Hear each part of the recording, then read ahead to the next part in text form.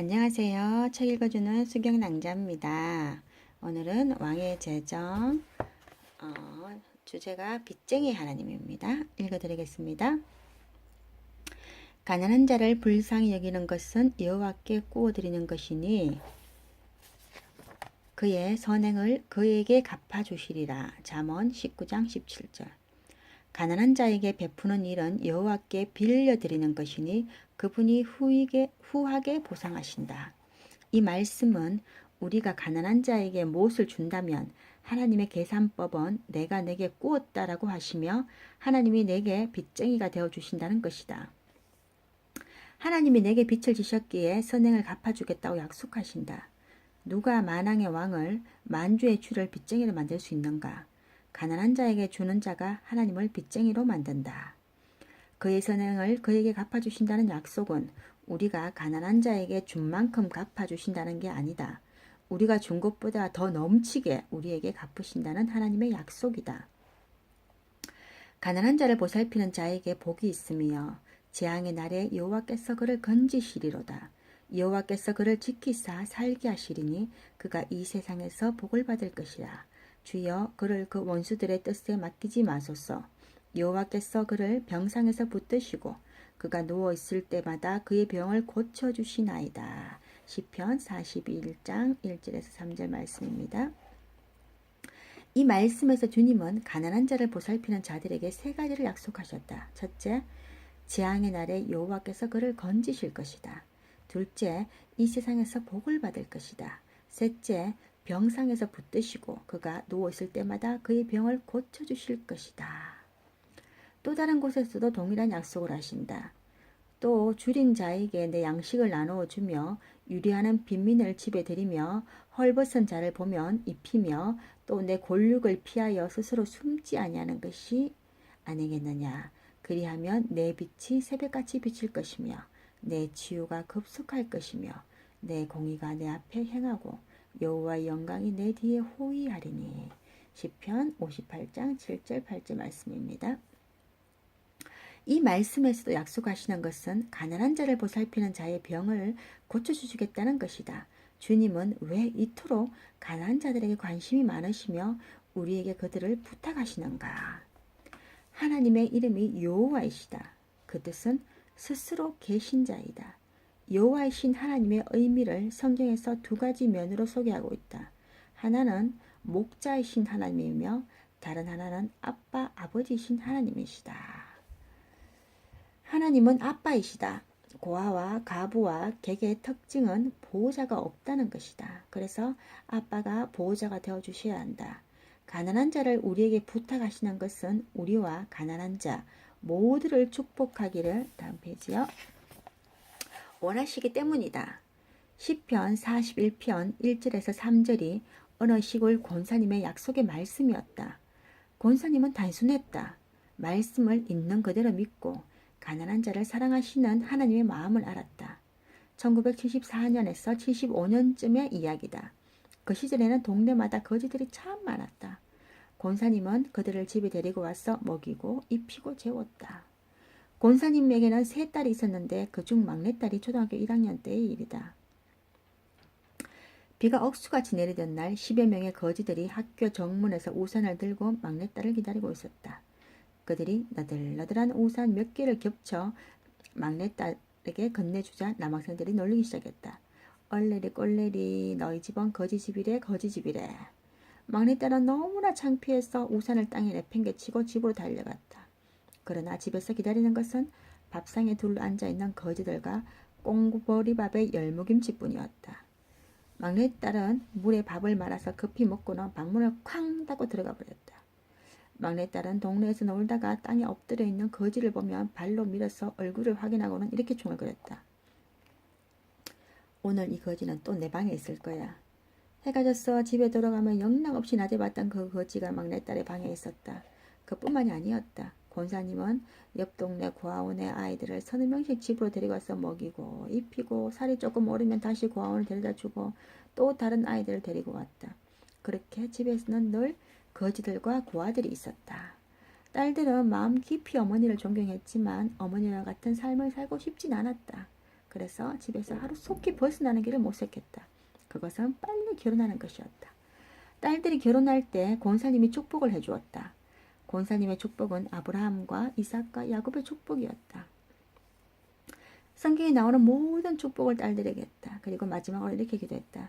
아버지, 우리 딸들이 성부되기를 원합니다. 딸들이 제물로서 잃어버린 영혼을 구원하게 하시고 하나님 나라를 세우는데 이들을 사용하시옵소서. 딸들이 시집가서 머무는 곳의 반경 1km 안에 고아와 과부와 객들이 굶는다면 이 모든 죄가 딸들의 머리로 돌아갈지어다. 예수님의 이름으로 기도합니다. 이 기도는 딸들에게 축복이 아니라 저주처럼 느껴졌다. 딸들이 아멘을 하지 않자 권사님은 그런 딸들을 더 축복하시기 시작했다. 아버지, 딸들이 머무는 곳 반경 10km, 20km, 30km, 100km 그렇게 계속 늘려갔다. 딸들은 어머니의 기도를 잠시 멈추게 하고 회의를 했다. 이렇게 있다가는 이 땅에서 발붙이고 살 수가 없겠다. 그냥 1km를 아멘으로 받자. 거지없는 부자 동네로 시집가면 되겠지. 그렇게 딸들이 1km 축복을 아멘으로 받자 권사님의 기도가 마무리되었다. 오늘 여기까지인데요. 진짜 훌륭하신 어머님이시죠? 옛날에 다 가난했잖아요. 우리 전부 다. 근데 가난하면서도 또 딸이 3명이나 있는데 사실 딸이 셋 있는 집에 다른 사람, 낯선 사람 들인 거 쉬운 일 아니거든요. 세상 사람들. 일반 엄마들이 봤을 때는 맞잖아요. 근데 그것도 일반 사람도 아니죠. 거지들, 노숙자들은. 이거 보니까 생각나는데 저희가 사는 거 죽장에도 저희는 이밤이라는 곳에 살았는데 거기 보면은 옛날에 제가 중학교 다닐 때 초등학교 다닐 때 그때 보면은 그 죽장 다리가 있어요. 다리 밑에 그 이제 거지가 있었어요. 거지 아빠, 거지 엄마, 거지 딸, 꼭지라고 딸이 하나 있었어요. 얼굴은 예뻤는데 키도 작고 이제 거지처럼 사니까 뭐 사실 학교도 못 가고 그 다녔죠. 근데 제가 학교에 갔다 오면은 이제 우리 집은 이제 가게를 하고 있었거든요. 그러니까 마루가 앞에 있었어요. 엄마가 이제 꼭지를 이제 머리를 감기고 하얀 그때 지금 잊어볼 수 없는 장면이 뭐냐면은 제가 학교 갔다가 이제 집에 왔는데 엄마가 그날 이제 꼭지 머리를 감겼는가 봐요. 근데 하얀 수건에 이 있잖아요. 이가 새까만 이가 다다다다 붙어 있는 거예요. 깜짝 놀랐어요. 그걸 이제 엄마가 이제 띈다고 다 띠갖고 딱 죽이면 피 나오잖아요. 그거 기절한 줄 알았어요. 근데 엄마는 저희 엄마가 진짜 하나님의 사랑을 많이 받은 엄마거든요. 오늘 이야기를 해야 되나? 그 엄마가 제가 이제 3살 때 좀 많이 아프셨어요. 정신적으로 많이. 그러니까 믿지 않는 집에 이제 시집 와서 많이 힘들었거든요. 힘들어서 그거를 이제 견디지 못하고 드디어 이제 마음에 이제 그 양이 폭발하고 차고 넘쳐서 아프셨어요. 아프셔서 정신줄을 좀 놓으셨어요. 놓으셔갖고 친정이 어성이거든요.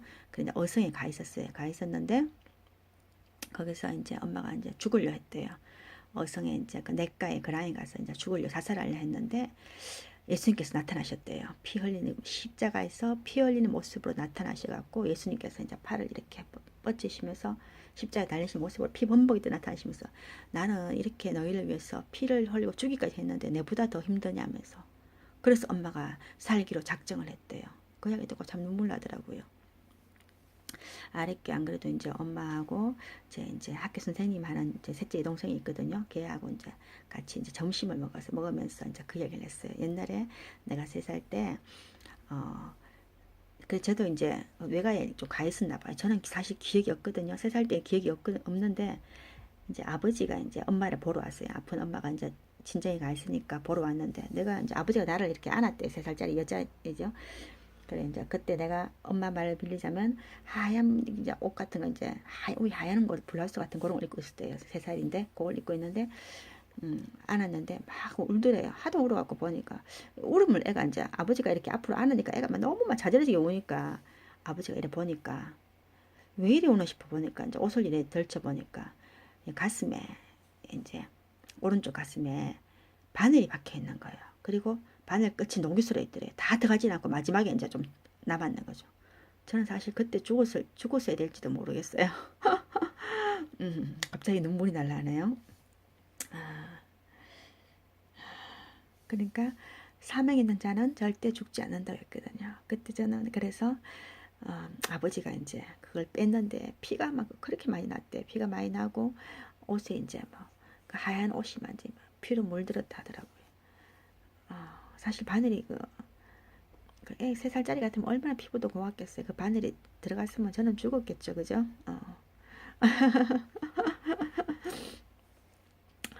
하나님께 감사합니다. 그때 살려주신 하나님께 감사합니다. 그 바늘 이야기를 하면서 셋째 동생이 제가 이제 중학교까지는 시골에서 다니고 고등학교는 대구에서 다녔거든요. 자취를 했는데 이제 엄마가 오셔갖고 이제 옛날에는 이불을 다 홀친다 그러죠. 홀친다 그러나 이불을 왜 떠다가 다시 이불 다 꼬매잖아요. 큰 대바늘 같은 걸 다 꼬매잖아요. 그 이제 꼬매고 이불을 이제 새로 이제 해줬는데 여동생이 그때 초등학생 때인가 그럴 거예요. 저는 고등학생이고 셋째 여동생이거든요. 와갖고 이제 우리 집 하룻밤 자게 됐는데 자다가 갑자기 이러는 거예요. 그럼 깜짝 놀랐죠.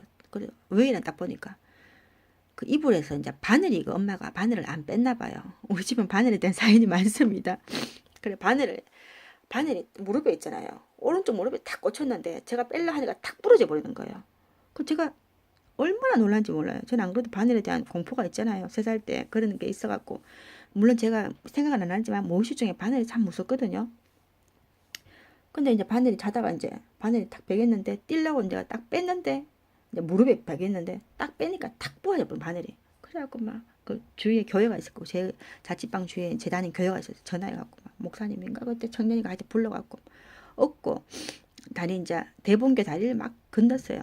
병원에 가야 되니까 그때 막 새벽에 뭐 차도 없고 그 대본교 넘으면 정형외과가 있었거든요. 그래 막 갔는데 사진 찍었는데 자기들은 뺄 수 없다면서 한 서너 군데 병원 갔었어요. 근데 그때 계명 무슨 병원인가 대학병원 아니고 계명 무슨 병원이었어요. 거기서 가니까 이제 그걸 이제 마취하고 참 그때 마취도 안 됐어요. 마취 안 하고 그냥 쬐어요. 그냥 쬐갖고 빼냈는데 진짜 무섭더라고요. 그러면서 그 얘기 하면서 막 눈물이 나더라고요. 우리 사실 그리고 또 여동생이 또 이제 결혼하고 첫 아이를 임신하고 10개월쯤 됐나? 전 9개월. 그것도 이제 출산을 한 달도 보름 난간았나? 그 정도 보름에서 한 20일 사이 난가놓고 이제 남편하고 우리 제부죠. 제부하고 같이 이제 대구 집이었거든요. 갔다가 오는 길에 영천에서 그 사거리에서 교통사고 났는데 그때 제부가 제부 차를 안 가지고 동생 차 그때 아토스였어요. 그 차 얼마나 허술한지 여러분 알죠? 그 차 타고 이제 오다가 사거리에서 이제 교통사고 났는데 그때 우리 가족들 다 달려갔어요. 달려갔는데 중환자실에 그때 몇 달을 있었어요. 그리고 이제 우리는 아버지가 안 계시니까 우리가 전부 다 동생들 다 와서 이제 우리 제부는 그렇게 많이는 안 다쳤어요. 뭐 알사스에 피 묻고 동생이 막 크게 다쳤는 거죠. 그래서 중환자실에 이제 그때 영천에 가까이 영천병원이었나 그랬을 거예요. 거기 누워 있는데 우리가 이제 다 그 영천 그 병원의 로비에서 이제 우리 가족들 다 모여서 형제들 다 모여갖고 이제 손잡고 둘러서 앉아서 기도했어요.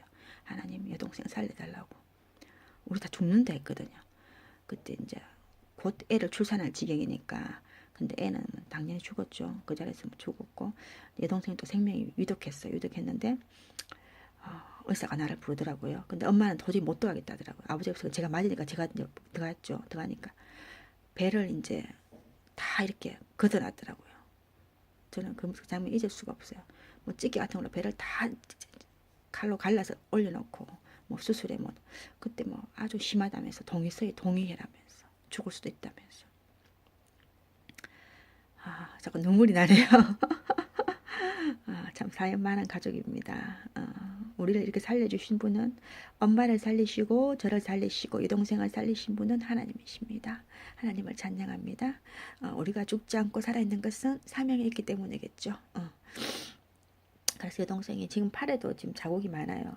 오른팔에 뭐 수술 자국이 쫙 째가고 꼬맸는 자국하고 또 동생 그때 피를 너무 많이 흘려갖고 이제 수혈도 많이 했거든요.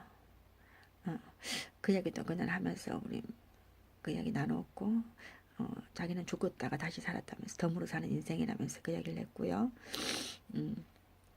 또 제가 그때도 한 초등학교 한 6학년 때쯤인가 이제 우리 집 앞에 이제 시골에 공사를 하고 있었어요. 공사하고 있었는데 이제 뭐 하수도 공사 같은 거라서 뭐 그걸 다 우러 파놨어요. 근데 제가 그걸로 지나가다가 갑자기 그때 이제 운동화를 신었는데 발에 이제 못이 박힌 거예요. 제 참 순환이 많죠. 가슴에 바늘 박히고 발에 못 박히고 하면서 그때도 이제 참 힘들었죠. 어, 그 얘기 하면서 이제 우리가 엄마하고 저하고 동생하고 점심 먹으면서 이야기했어요. 우리 전부 다 이제 하나님 예수님의 고통을 조금은 알 것 같다면서. 물론 이제 가슴에 바늘 박히고 발에 못 박히고 예수님 고통은 사실 뭐 다 알 수 없죠. 예수님 얼마나 채찍당하시고 그죠? 보통 천국 지옥 갔다 오신 분들 예수님께서 직접 그 골고다 선상에서 당하신 고통 보면 우리가 그 패션 오브 크라스트인가요? 그 영화에 저도 사실 그거 한 번씩 교회에서 틀어주면 그 장면 도저히 못 봐서 고개 돌리거든요. 근데 그거는 아주 약하게 표현된 거라더라고요. 예수님이 우리를 향한 사랑, 하나님 우리를 향한 사랑이 너무 크신 것 같아요. 무슨 얘기 하다 여기까지 왔죠? 진짜 가난한 자를 보살피는 자는 복이 있다는 거 제가 그 이야기 하려고 하고 싶었어요. 그래서 엄마도 그 거지 꼭지한테 밥도 많이 주고 정말 저 같으면 사실 만약에 지금 거지가 있고 노숙자 있으면 머리 감겨갖고 그 이가 그만큼 나온다 하면 저는 못할 것 같아요. 그래도 그렇게 하는 사람은 정말 복된 사람이죠. 그리고 또 그런 사람에게 하나님께서 이제 말씀하셨잖아요. 복을 주겠다고. 재앙의 날에 여호와께서 건지시고, 그리고 세상에 복을 받고, 우리가 아파서 질병 들었을 때 이제 하나님께 이제 구하면 하나님께서 고쳐주신다 하셨죠. 제가 이 김미진 간사님 동상을 들었는데 이분이 바로 김미진 간사님 엄마시더라고요. 어머님 권사님 참 훌륭하시더라고요. 이렇게 훌륭한 엄마가 있으니까 또 훌륭한 딸이 나오겠죠. 그죠? 그리고 저는 될 수 있으면 이제 사무실에 이제 좀 불쌍한 사람들 있잖아요. 좀뭐 어눌하고 뭐 질병이 있고 조금 장애 있는 분들이 뭐 팔러 오잖아요. 그 사실 될 수 있으면 어찌하나 팔려주려고 해요. 그래서 이제 직원들이 이제 그런 사람 오면 아예 저한테 보내요. 왜냐면 저기 가면 팔려준다고. 별 자랑도 아니죠. 그렇지만 그런 마음은 품고 있어요. 우리 참 좋으신 하나님 아버지 사랑함을 고백하고 또 예수님 사랑한다고 고백하고 싶습니다. 빚쟁이 하나님이 아니죠. 사실 우리가 하나님께 빚지는 게 너무 많죠. 그죠? 그래도 아버지는 우리에게 야 내가 너한테 그만큼 줬으니까 넌 나한테 뭐 달라 소리 안 하시잖아요. 그죠? 하나님께서 원하시는 것은 딱 한 가지시더라고요. 난 너와 함께 있고 싶다. 우리가 교제하시길 원하시더라고요. 하나님이 제일 기뻐하시는 거는 교제가 뭡니까? 사실 기도잖아요. 기도하는 거. 하나님이 항상 제가 주님을 위해서 무엇을 할까요? 하면 나는 아무것도 필요 없다면 난 너가 필요하고 너와 함께 있고 싶고 너와 대화하고 싶고 너와 이야기하고 싶다. 여러분 우리가 정말 사랑하는 사람이 있으면 그 사람에게 바라는 건 사실 아무것도 없잖아요. 그저 함께 있고 싶은 거. 딱 하나잖아. 그죠? 하나님도 우리를 너무 사랑하셔갖고 원하시는 건 하나님은 딱 하나밖에 없더라고. 함께 있는 거. 짐 나간 당자가 멀리서 돌아올 때 아버지는 그 멀리서도 자식을 알아보고 뛰어나가셨잖아요. 아버지가 원하는 것은 딱 한 가지. 너와 함께 있고 싶다. 내 사랑하는 아들아 내가 너와 함께 있고 싶다는 그것이더라고요. 우리가 하나님의 마음을 알아주고 내가 하나님을 위해서 무언가를 하지 않아도 괜찮아요. 하나님 곁에 붙어있고 하나님 앞에 나가고 하나님 앞에 엎드리고 하나님께 사랑을 고백하고 하나님께 우리를 바치는 거, 같이 있는 거 그것만 해도 하나님 기뻐하시거든요. 내가 너무 부족하다고 생각하십니까? 괜찮습니다. 아버지는 자기 자식이 못날수록 더 아픈 손가락이잖아요. 아시죠 여러분? 우리가 더 잘나고 못났고 볼품없고 날마다 죄짓고 하지만 그 모습마저도 하나님께서는 다 이해하시고 누구보다도 우리를 잘 아시잖아요. 우리 머리카락까지 세아리시고 우리를 향하여 놀라운 계획을 갖고 계신 하나님께 우리가 나갈 때 주님께서 우리를 받아주십니다. 예수님 두 팔 벌리고 계시잖아요. 우리 지금 나갑시다. 예수님께 주님께로. 감사합니다. 사랑합니다. 축복합니다. 파이팅.